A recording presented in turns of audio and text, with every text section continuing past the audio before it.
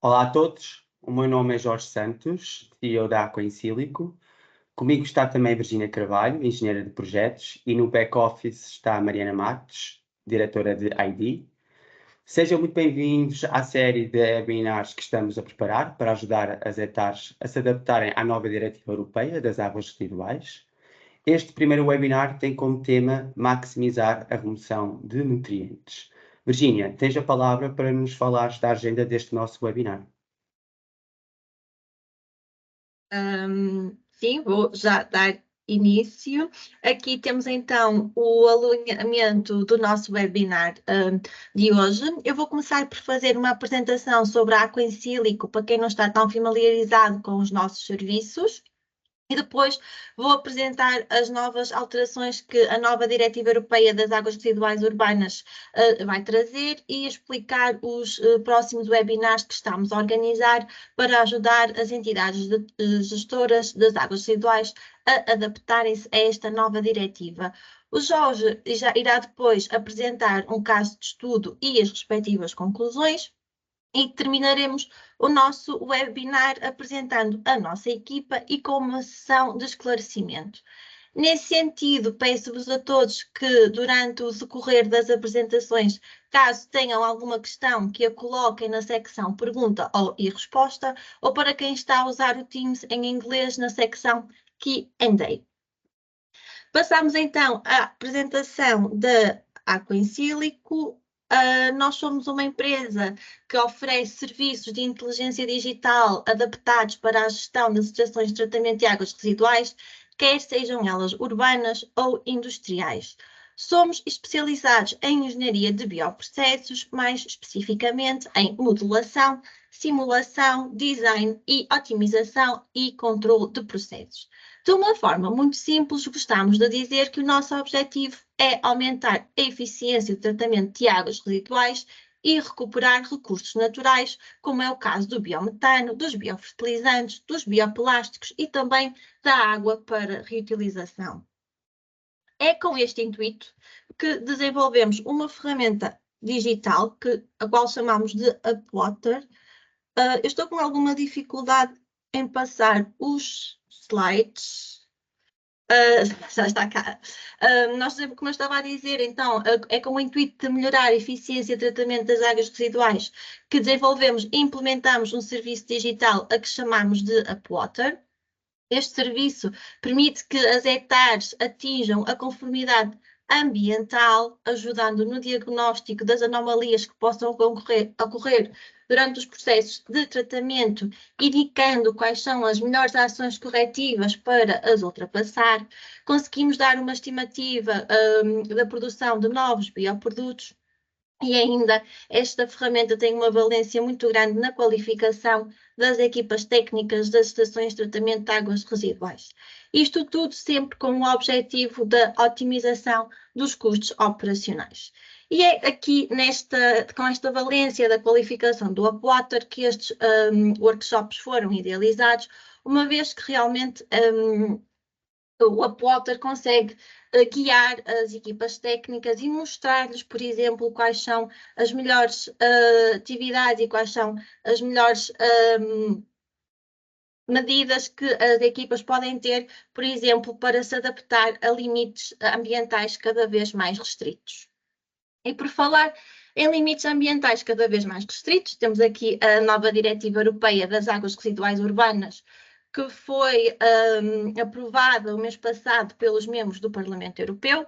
E o que é que esta nova diretiva nos traz de novo? Antes de falarmos desta mudança, queremos só deixar a nota de que todos os limites de emissão que vão ser aqui apresentados e os anos e a altura para a sua implementação apenas serão validados após a diretiva ser publicada. O que vamos mostrar aqui hoje é um levantamento destes valores que foram feitos com base na informação que está quer no site da União Europeia, quer no site do Parlamento Europeu. Começamos então aqui pela primeira alteração, que vai ser a obrigatoriedade de implementar um tratamento secundário para aglomerações superiores a 1000 habitantes equivalentes, e aqui a maior alteração passará pelo controlo da concentração de carbono total nos efluentes gerados e também na redução da concentração de sólidos suspensos totais. Uma outra alteração prende-se aqui com o tratamento terciário para a remoção de fósforo e de azoto total, em que as concentrações vão também ser alvo de grandes reduções, mas já volto aqui mais tarde, porque primeiro gostaria de vos mostrar três principais diferenças entre a nova diretiva que vai ser lançada e a diretiva que está em vigor. Começando pela neutralidade energética e a reutilização de energias renováveis, uma vez que esta diretiva vai exigir que as estações de tratamento de águas residuais urbanas que tratem uma carga superior a 10.000 habitantes equivalentes produzam energia renovável, 100% renovável, até 2045. É também ainda expectável que seja implementado um conceito de economia circular para a recuperação de nutrientes. E isto aqui visa melhorar a qualidade quer da lama, quer das águas tratadas, que permita a recuperação, a sua reutilização segura e também que permita não se desperdiçar estes recursos tão valiosos. É ainda expectável que neste campo seja estabelecida umas percentagens mínimas para a utilização de fósforo e de azoto. Temos também aqui o tão falado tratamento quaternário. O tratamento quaternário, à partida, será obrigatório a partir de 2040 para todas as hectares que tratem uma carga superior a 10.000 habitantes equivalentes e espera-se que este tipo de tratamento, de alguma forma, consiga tratar 80% da concentração de micropoluentes e de poluentes emergentes que cheguem às hectares. Voltando aqui ao tema principal deste webinar, que será então o foco da remoção de maiores quantidades de fósforo e de amónia total, isto porque é expectável que até 2040 as concentrações dos limites de emissão de fósforo baixem para valores entre 0,5 e 1 miligrama por litro, ou então uma percentagem mínima de redução que pode variar entre os 87,5% e os 90% de remoção. E no caso do azoto total, é expectável que as concentrações de azoto total nos efluentes baixem para os valores de limites de emissão entre os 6 e os 8 miligramas por litro, ou então uma percentagem mínima de remoção que pode variar entre os 80% e os 85%. Por isso é aqui que hoje o nosso webinar vai ser focado. No entanto, segundo o feedback que temos tido das entidades gestoras de quais são as suas maiores preocupações, temos também planeados outros workshops no futuro, com dois tópicos diferentes. Um deles será a economia circular, como recuperar nutrientes das águas residuais, que será uma alternativa aos fertilizantes convencionais, e depois teremos ainda um outro workshop focado na eficiência energética, em que o foco será a produção de biogás como via para atingir a neutralidade energética, porque realmente, devido à necessidade de se recorrer a energias 100% renováveis, vai haver uma forte aposta na produção de biogás pelas entidades gestoras das águas residuais. Passo agora a palavra ao Jorge. Obrigado, Virginia. Entramos agora em mais detalhe num caso de estudo que preparámos para exemplificar como é que se pode maximizar a eficiência da remoção de nutrientes exclusivamente através da otimização de parâmetros operacionais. Escolhemos uma configuração de uma hectare convencional por representar um número considerável de hectares urbanas portuguesas e com este caso de estudo queremos realçar que nem sempre é necessário proceder-se a grandes modificações de infraestrutura para alcançar uma remoção eficiente de nutrientes. Ora, vejamos as características da fluência. Esta é a hectare que escolhemos. Dependendo dos tempos, dos períodos de tempo seco e úmido, o caudal médio diário varia entre os 10.451 e os 11.427 metros cúbicos por dia. respectivamente. As cargas e concentrações de entrada são típicas de uma afluência doméstica. Destaco, por exemplo, as concentrações de azoto total, de cerca de 50 mg por litro, e de fósforo total, de cerca de 8 mg por litro, durante o período de tempo seco. A temperatura da afluência estetar média varia entre os 16 e os 19 graus Celsius, dependendo da estação do ano. Como já tinha referido, a etar que escolhemos trata-se de uma etar de configuração convencional, em que o tipo de tratamento biológico é um sistema de lamas ativadas em regime de arejamento prolongado, com nitrificação e desnitrificação. O tipo de reator biológico é de fluxo em pistão e vou destacar agora aqui algumas condições operacionais desta etar, como por exemplo a taxa de recirculação interna de nitratos, que é de cerca de 4 vezes o caudal diário do afluente, o tempo de retenção de lamas, que é de cerca de 23 dias, e os vários tempos de retenção hidráulico para as várias etapas do processo, sendo que temos aqui os valores nominais e os reais, em que a diferença do real para o nominal deve-se ao facto do real incluir o impacto dos caudais de recirculação interna, e realço que, focando aqui no nominal, os tempos de retenção hidráulica do tanque anóxico e do tanque de arejamento nesta etar são consideravelmente altos. Feita esta introdução à etar, vejamos como é que a Aqua in Silico pode apoiar a gestão operacional das etares através da implementação da nossa ferramenta Upwater, sendo que o nosso método de implementação é feito em 3 passos.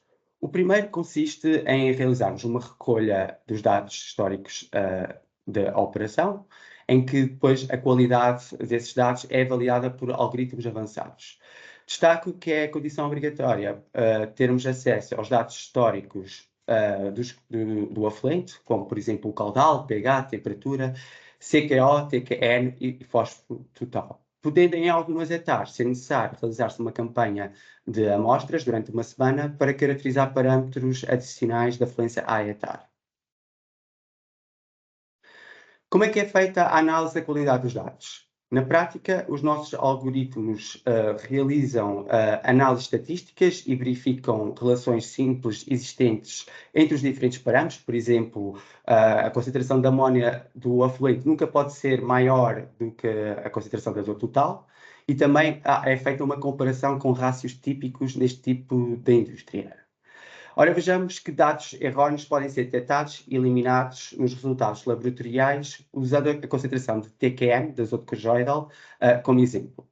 Podem ver aqui neste gráfico que, por vezes, existem valores extremos de dados que são introduzidos incorretamente. Isso às vezes acontece pelo facto de a diferença entre uma vírgula e um ponto pode fazer com que seja introduzido um valor bastante alto, ou então valores incorretos devido a erros analíticos na análise laboratorial.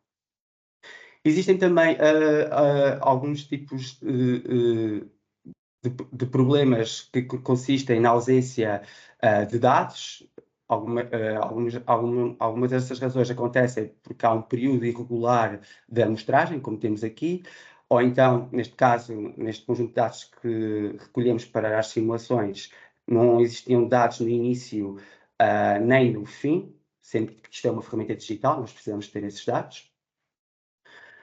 E existem, por vezes, também erros analíticos, ou seja, flutuações aleatórias que são causadas por erros analíticos na análise laboratorial.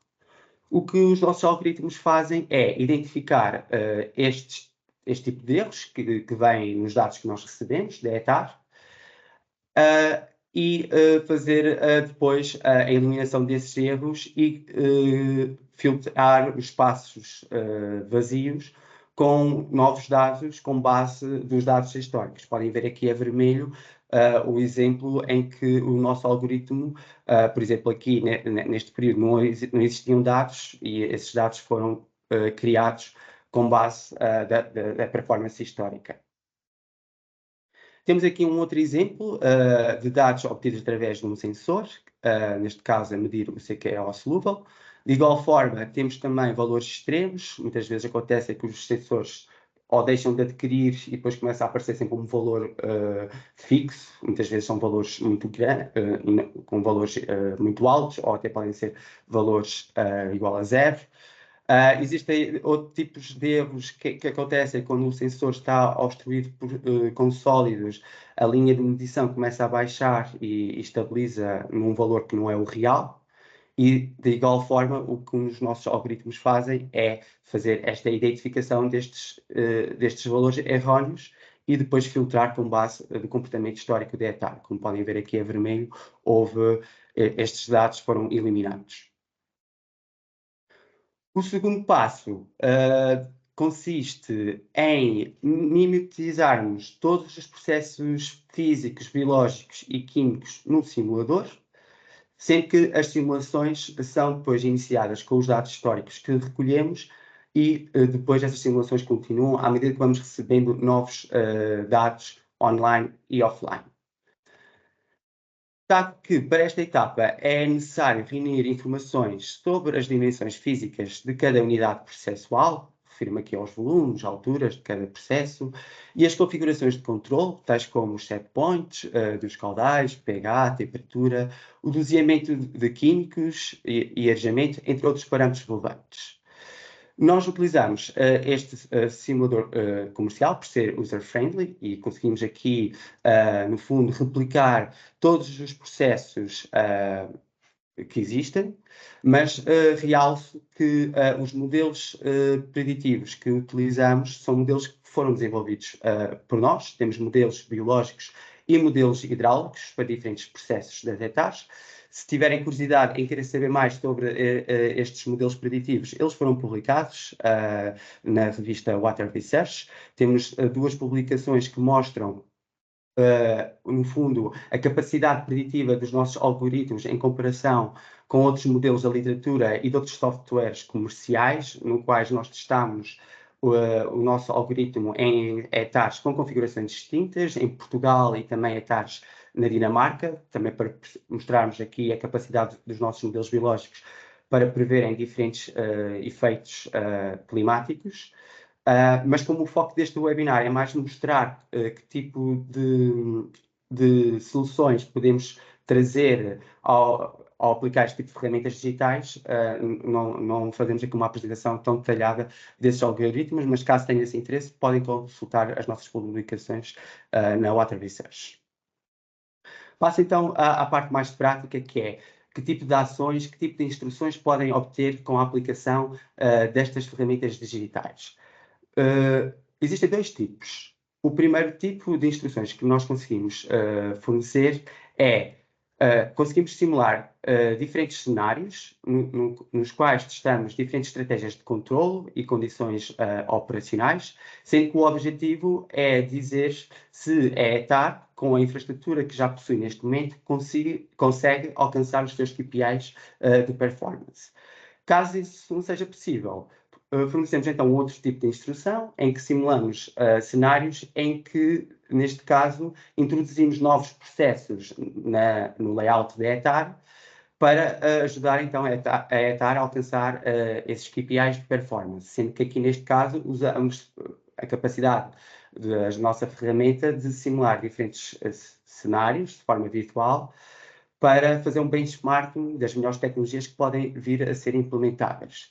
Neste webinar, decidimos focar mais no primeiro tipo de instruções, que é em que vamos apenas fazer pequenas modificações de condições operacionais para mostrar que, de facto, é possível alcançar a performance apenas com pequenas alterações ou um melhor controle de determinados parâmetros. Nesta etapa, nós fornecemos dashboards aos operadores que conseguem visualizar os KPIs. Como podem ver aqui neste exemplo, temos aqui um exemplo de um dashboard que ele pode ser adaptado consoante as necessidades de cada cliente, mas essencialmente ele está organizado entre uma homepage, depois tem uma secção de monitorização, no qual podem ser monitorizados desde o afluente ao decantador primário e aos tanques biológicos e ao afluente, todas as concentrações de poluentes nas várias correntes. Temos depois aqui uma secção de OPEX, no qual conseguimos quantificar e prever os custos operacionais, uma secção do diagnóstico para identificar anomalias e também uma secção de bioprodutos, no qual podemos identificar o potencial de valorização das lamas em biofertilizantes, biometano e outros produtos de valor acrescentado. Mas focando aqui nesta imagem que temos aqui, que é o exemplo do dashboard no Effluent, podemos ver aqui à direita que nos últimos 15 dias que foram simulados por nós, conseguimos ver se a ETAR estava a cumprir ou não com os limites de referência dos principais poluentes, sendo que temos aqui um alerta de que as concentrações de azoto total estavam acima dos valores de referência. E no gráfico à esquerda podemos visualizar os valores históricos, ou seja, conseguimos prever que no último ano, ou seja, durante o ano de 2023, de facto, a verde temos as concentrações da amónia e a azul temos as concentrações de azoto total, e o que indica que a ETAR não estava a fazer uma boa remoção de amónia. E a razão disso é porque a ETAR também não tinha esse objetivo, apenas estava a operar para remover matéria orgânica. Em relação ao fósforo total, conseguimos visualizar aqui que o fósforo estava dentro dos limites de referência e estava a ser removido de forma eficiente, uma vez que a concentração está abaixo de 1 miligrama de fósforo por litro. Temos depois, da parte do diagnóstico, conseguimos prever as concentrações tanto de amónia como de fósforo ao longo de todos os processos, o que nos permite ver, neste caso em específico, que há uma má performance na remoção da amónia, porque no tanque de arejamento não está a haver uma redução, sendo que no caso do fósforo houve uma boa remoção biológica, o que não era tão expectável, uma vez que a ETAR que nós estamos aqui a utilizar não tem a configuração típica para a remoção de fósforo biológica, mas a verdade, como eu vou explicar mais à frente, essa remoção aconteceu e verificamos aqui esse perfil típico em que há um release de fósforo, neste caso deu-se no tanque anóxico, porque as concentrações de nitratos e nitritos eram baixas, logo houve aqui condições anaeróbias para ver este release de fósforo, e depois o fósforo foi todo removido durante o tanque de arejamento. Mas eu já vou falar mais sobre porque é que isto aconteceu. Antes disso, antes de entrar em mais detalhes de como é que nós podemos usar a nossa ferramenta para identificar esta má performance da remoção da amónia, queria aqui destacar alguns conceitos mais teóricos no estado da arte. Realçando que, ao contrário dos sistemas convencionais que têm como objetivo apenas garantir uma boa remoção da matéria orgânica, e nesses sistemas é possível ter um controle mais manual, nos sistemas mais avançados para a remoção biológica de nutrientes, isso já não é possível. É preciso ter, de facto, um controle automático para garantir que haja uma remoção eficiente de nutrientes e também uma redução, uma otimização dos custos operacionais. E vou destacar aqui alguns pontos para perceberem o porquê de ser necessário de ter um controle mais automático. Por exemplo, para se ter uma remoção de azoto, é necessário que haja carbono suficiente para a desnitrificação, tanto no tanque anóxico ou nos biofiltros, caso se dê essa desnitrificação. Nas ETARs em que não têm carbono suficiente, muitas delas fazem um doseamento por fontes de carbono podem vir de resíduos industriais, e esse doseamento tem que ser também controlado e otimizado.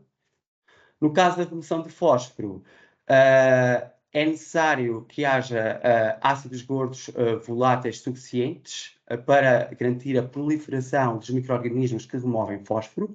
Daí, as ETARs que estão desenhadas para fazerem a remoção biológica de fósforo terem que ter uma zona anaeróbia para permitir que haja uma fermentação. Mas destaco aqui que estudos mais recentes mostram que muitas vezes os tempos de retenção hidráulico que existem nas ETARs não é suficiente para que haja esta fermentação de ácidos gordos voláteis, daí estarem a surgir configurações mais avançadas que têm, por exemplo, na linha SciStream, um fermentador para garantir a fermentação das lamas em ácidos gordos voláteis, ou em algumas hectares testam, por exemplo, desligar os agitadores para que as lamas sejam sedimentadas e haja essa fermentação, ou até desligar por alguns períodos o arejamento para garantir que haja essa fermentação e produção de ácidos gordos voláteis. É também importante que a recirculação para a remoção de azoto, a circulação interna esteja otimizada para garantir que a quantidade de nitratos que são recirculados são aqueles que de facto são removidos na zona anóxica. Caso contrário, começa-se a dar uma acumulação e é muito difícil depois haver uma reversão. E também o mesmo acontece para a remoção do fósforo, ou seja, é necessário que a recirculação das lamas em excesso seja otimizada para evitar a contaminação das zonas anaeróbias com oxigênio e nitratos, caso estes não estejam a ser removidos de forma eficiente.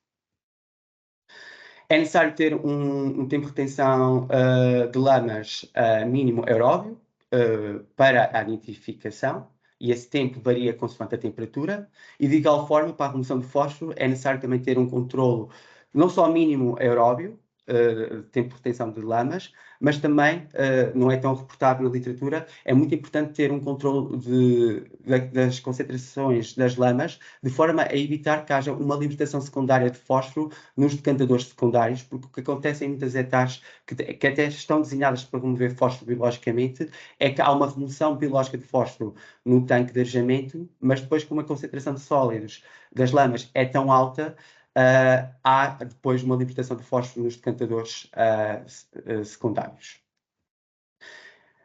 Ao contrário do que as pessoas às vezes pensam, 7 pontos de oxigênio dissolvido mais baixos melhoram a eficiência de transferência de oxigênio, promovendo uma nitrificação e desnitrificação simultânea. E, por fim, é importante também ter um doseamento otimizado de precipitantes químicos, caso sejam necessários, para compensar a remoção biológica de fósforo. E é importante que este doseamento não seja de forma exagerada, porque, caso contrário, os precipitantes entram em competição também com os micro-organismos. E este doseamento pode ser feito ou após o decantador primário, ou após o tratamento aeróbio, ou antes dos biofiltros. Destaco aqui, ou seja, o facto de ser feito aqui, destacar todos estes aspectos teóricos, é que, de facto, os sistemas que estão preparados para fazer esta remoção biológica de nutrientes são sistemas complexos, não só a nível de microbiologia, mas também a nível do impacto das várias correntes hidráulicas. Daí ser muito importante, de facto, haver um controlo automático nestas etapas. Existem na literatura várias estratégias de controle, sendo que a escolha de uma delas depende muito do tipo de hectare, do tipo de configuração de hectare com o qual se está a trabalhar. Todas elas, como podem ver aqui, têm vantagens e desvantagens, mas, no fundo, a aplicação destas estratégias de controle serve, no fundo, para responder a estas perguntas. Quais destas estratégias, para a minha hectare, consegue reduzir os custos operacionais, reduzir a amónia no afluente, reduzir o azoto total no efluente, ou seja, garantir também uma remoção de nitratos e nitritos, e também melhorar a fiabilidade da hectare, ou seja, garantir que a hectare tem a capacidade de reagir face ao aumento de cargas no afluente. Nós decidimos então aproveitar as capacidades preditivas da nossa ferramenta e simular aqui diferentes cenários no quais testamos diferentes estratégias de controle para melhorar então a eficiência de remoção de amónia que, como tínhamos já mostrado, não estava a acontecer de forma eficiente. Como é que foram feitas estas simulações? Usámos os dados históricos da afluência à hectare de 2023 para cada um destes cenários. A única alteração que se fez foi apenas das condições operacionais, foi apenas nestes controladores que foram testados. Sendo que nós demos preferência a testar aqui em cada cenário diferentes formas de controlar o arejamento. Ou seja, mantivemos o mesmo controlo dos sólidos suspensos totais no tanque de arejamento, que tem um set point de 3 mg por litro. E também o mesmo controle do doseamento de precipitantes químicos para todos os cenários, que tem um set point de cerca de 1 mg de fósforo por litro no efluente, no qual é feito um doseamento de 40% da solução de cloreto de ferro à saída do tanque de arejamento. Ou seja, cada cenário, as principais diferenças estão então no controle do arejamento, sendo que na forma como a ETA estava a ser operada, esse controle estava a ser feito através de um controle de oxigênio dissolvido, em que o set point era de 1 mg de oxigênio por litro, ou seja, o set point do caudal de ar é determinado através do controlador do oxigênio dissolvido. No caso 1, testámos diferentes set points de oxigênio dissolvido consoante as estações do ano, ou seja, no tempo úmido testámos um set point de OD de 0,25 mg de oxigênio por litro e no tempo seco testámos um set point de OD de 0,5 mg por litro. A principal novidade está aqui no caso 2, em que testámos um controlador de arejamento bastante diferente e inovador, se calhar para algumas etapas cá em Portugal, que é, uma vez que é um controlador que funciona em forma de cascada, em que numa primeira fase é estabelecido um set point da amónia, neste caso foi testado um set point de 3 mg de amónia à saída do tanque de arejamento. E o que acontece é que o set point do oxigênio dissolvido é determinado pelo controlador de amónia, ou seja, é o controlador de amónia que vai estimar qual é que é o melhor set point de oxigênio dissolvido que se deve ter, de forma a garantir que a amónia à saída do tanque de arejamento está sempre nestes 3 mg de N por litro. A vantagem deste tipo de arejamento é que permite uma reação muito mais rápida quando existem picos de afluência da carga nas etares, ou seja, há uma reação mais rápida do arejamento para dar resposta a esses picos. Vejamos então os resultados que obtivemos. A azul, nós vamos usar sempre este código de cores. A azul temos os resultados para a simulação baseline, em que o controle do oxigênio dissolvido estava a ser feito a 1 mg de oxigênio por litro. A verde temos o primeiro caso, em que se testou diferentes set points de oxigênio dissolvido consoante as estações do ano. E a laranja temos os resultados para o controlador em cascada em função do controle da amónia. O que podem ver aqui neste gráfico, os resultados que obtivemos para os diferentes cenários do azoto total no efluente, e que podem ver é que apenas o cenário em que se usou o controle da amónia é que conseguimos garantir de facto que o azoto total está abaixo dos limites da nova diretiva apresentados pela Virgínia. Temos aqui os resultados da amónia no efluente. Mais uma vez, foi através do controlador da amónia, a laranja, como podem ver aqui, que conseguimos ter concentrações da amónia no efluente baixas, ao contrário dos outros cenários. Temos aqui os resultados para os nitratos e nitritos para cada um dos cenários à saída do tanque de arejamento.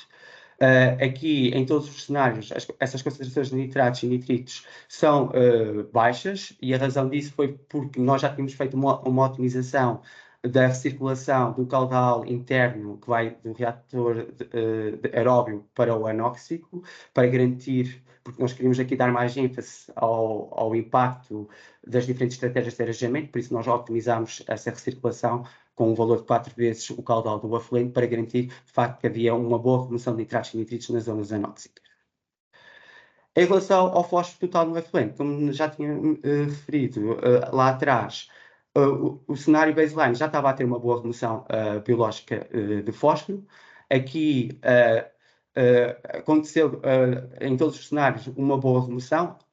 embora no caso com o controle da amónia houve aqui um ligeiro aumento das concentrações de fósforo total, mas ainda assim estão abaixo dos limites da nova diretiva. Realço que com a nossa ferramenta conseguimos prever que, no fundo, aqui o impacto por via biológica foi acima dos 97%, 98% para todos os cenários, e isso aconteceu nesta hectare em específico, porque não seria de esperar, porque esta hectare tem uma configuração convencional, não tem aquela zona anaeróbia, que é típica para uma remoção biológica, mas o facto disso ter acontecido nesta hectare foi devido à presença de carbono facilmente biodegradável no afluente, que foi cerca de 26% do CQO total, e também às baixas concentrações de nitratos e nitritos nos tanques anóxicos, o que permitiu criar aqui as tais zonas anaeróbias, permitindo então haver aqui o crescimento dos micro-organismos que removem fósforo de forma biológica. Destaco também que ainda assim houve, embora a gente teve a fazer um controlo na concentração de sólidos no decantador, no tanque de arejamento, de forma a mantermos uma concentração de sólidos de cerca de 3.000 miligramas de sólidos suspensos totais, ainda assim houve uma libertação secundária do fósforo no decantador secundário, porque quando fomos a ver as previsões no tanque de arejamento, todo o fósforo estava a ser removido e, como podem ver aqui, ainda assim há uma concentração de fósforo que pode chegar em alguns cenários até quase 1 miligrama de fósforo por litro. Mas em todos eles estamos dentro dos limites da nova diretiva. Com a nossa ferramenta conseguimos também prever o consumo energético. Apresentamos aqui um gráfico do consumo de energia no arejamento por tonelada de poluente removido, ou seja, a vermelho temos por tonelada de azoto total removido e a amarelo temos por tonelada de amónia removido. Podem ver aqui que no caso 1, em que se testou diferentes concentrações de oxigênio consoante as estações do ano, atingiu-se uma redução de cerca de 15% por tonelada de azoto total. Já para o caso 2, com o controlo da amónia, atingiu-se uma redução de cerca de 19% por tonelada de azoto total removido, quando comparamos aqui com a baseline. Se for por tonelada de amónia, essas reduções são muito mais altas, ou seja, cerca de 33% para o caso 1 e cerca de 40% de redução para o controlador de amónia. Este valor de 20% por tonelada de azoto total está muito dentro dos valores da literatura para a aplicação deste tipo de controladores de cascada em função do controle da amónia. Conseguimos também com a nossa ferramenta prever o consumo anual de doseamento de cloreto de ferro, sendo que aqui no último cenário houve um ligeiro doseamento, embora esse doseamento que houve teve um impacto bastante insignificante nos custos totais, porque apenas foi feito um doseamento de cerca de 0,53 metros cúbicos por ano, ou seja, embora tenha havido aqui neste cenário a necessidade de fazer doseamento, o impacto nos custos totais é bastante insignificante. Conseguimos também prever com a ferramenta a quantidade de lamas secas produzidas, o que, como podemos ver aqui, não houve grandes diferenças para os cenários que foram testados, ou seja, a quantidade de lamas produzidas após a centrifugação foi bastante semelhante para os cenários que testámos. Para concluir, destaco aqui que, de facto, a Poater é uma ferramenta bastante útil para auxiliar na detecção de anomalias do funcionamento das hectares e corrigi-las de forma rápida e eficaz, garantindo o cumprimento dos valores limites de carga. Conseguimos testar diferentes cenários virtualmente, evitando a experimentação. Conseguimos reduzir os custos operacionais por quantidade de poluente removido, otimizando a relação entre os custos e eficiência de tratamento, e também auxiliar na adaptação a diretivas ambientais mais restritas, indicando se o cumprimento dos novos limites está dependente ou não de alterações estruturais. Dou destaque aqui aos restantes membros da equipa. Eu e a Virginia estivemos aqui mais presentes neste webinar, mas queria realçar que a Aqua em Sílico tem como origem uma equipa de investigadores, é o caso da Mariana Matos e a professora Maria Ascensão Reis. Estes algoritmos que nós desenvolvimos estão introduzidos nesta ferramenta, surgem após 30 anos de investigação, que o grupo da professora Maria Ascensão Reis tem vindo a desenvolver nestas áreas, e que agora como empresa estamos a explorar. E depois temos também outras pessoas mais dedicadas ao desenvolvimento do negócio e da estratégia de negócio da nossa empresa. Termino aqui para relembrar os próximos workshops que a Virgínia já tinha mencionado. Estamos a pensar nestes 2 temas. Caso tenham outras sugestões, sintam-se à vontade também para nos sugerir, entrar em contato connosco. O próximo, pensamos que poderá ser interessante utilizarmos as capacidades das nossas ferramentas para vermos como é que uma hectare pode recuperar biofertilizantes, e o segundo será mais focado como é que podemos utilizar este tipo de ferramentas para otimizar a produção de biogás. E termino assim então a apresentação. Muito obrigado.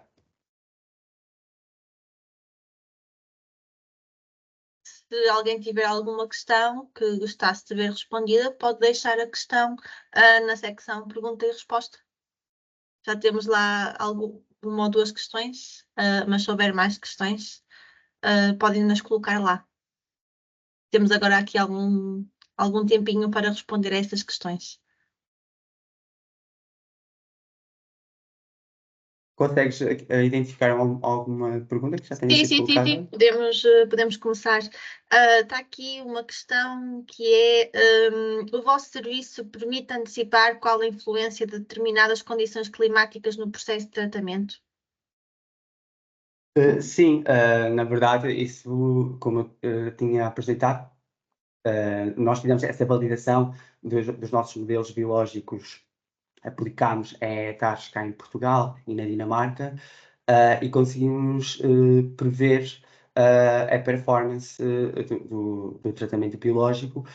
E a razão disso é porque, no fundo, os nossos modelos incluem o impacto da temperatura, não só da temperatura, mas também do pH e de outras condições ambientais. E o que para nós é necessário termos sempre é o acesso aos dados históricos da caracterização do afluente, como eu referi, o caudal, a concentração de CQO, azoto total, mas depois é com base nos nossos modelos biológicos que eles já conseguem prever o impacto da temperatura ao longo do ano. A outra questão que temos aqui é: conseguem fazer a comparação em termos de eficiência e custos de tratamento entre o cenário ótimo da operação e o atual cenário, considerando as condições climáticas existentes? Sim, ou seja, o exemplo que apresentámos aqui, nós quisemos dar mais prioridade a um hectare que tem um sistema de uma configuração mais convencional.